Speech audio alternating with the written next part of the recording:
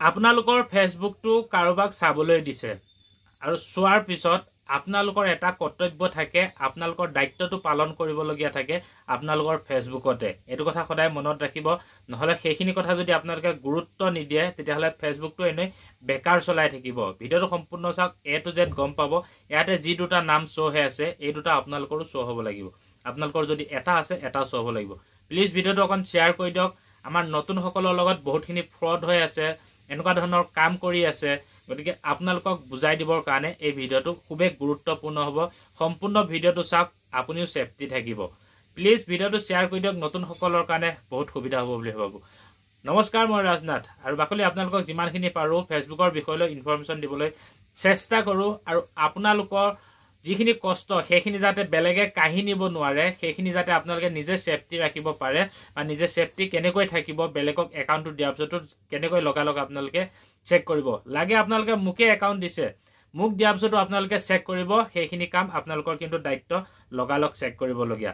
ধ্যান ৰাখিব, বহুতৰ লগত ফ্ৰড হৈছে কাৰণে আজি ভিডিঅ'টো যিহেতু মই আপোনালোকক বনাই কৰি দি আছোঁ, আপোনালোকে এনেধৰণে চেক কৰি লওক। এতিয়া এই বস্তুটো কি আপোনালোকে হয়তো বহুতে হয়তো চাগে বুজি পোৱা নাই। ইয়াত এতিয়া দুটা নাম শ্ব' হৈ আছে, মিষ্টাৰ ৰাজ ব্লগ আৰু এটা আছে ভৱানন্দ নাথ। মানে এই দুটা মোৰে নাম। আপোনালোকৰ এডমিনৰ নাম যিটো থাকে হয়তো কাৰোবাৰ এটা আছে, মোৰ ইয়াত দুটা আছে। কিহৰ কাৰণে আছে সেইটো আপোনালোকক বুজাই দিম।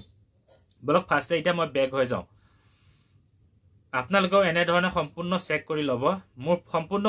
মোৰ একাউণ্টটো উলিয়াই লৈছোঁ আৰু এইটো ভিডিঅ' বনাবলগীয়া নহয়, কিন্তু বহুতে বনাই আছে।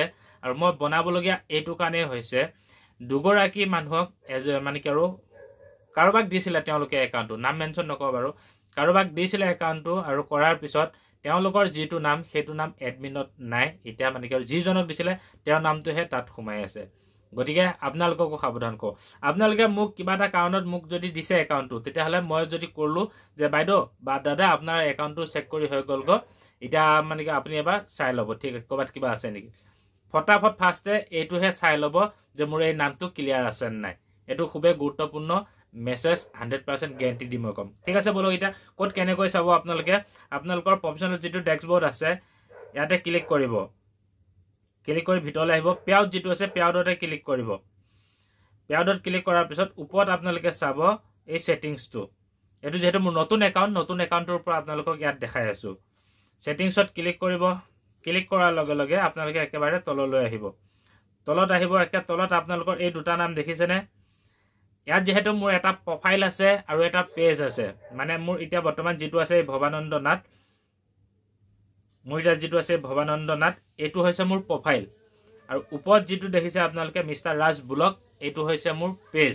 গতিকে এই দুইটা যিহেতু মই পে আউট কৰিছিলোঁ একেলগে এটা একাউণ্টতে, গতিকে মোৰ ইয়াতে এই দুইটা মানে কি আৰু একাউণ্ট মানে কি নাম ইয়াতে শ্ব' হৈ আছে, যিহেতু এই দুইটা একাউণ্টৰ অনাৰ মই।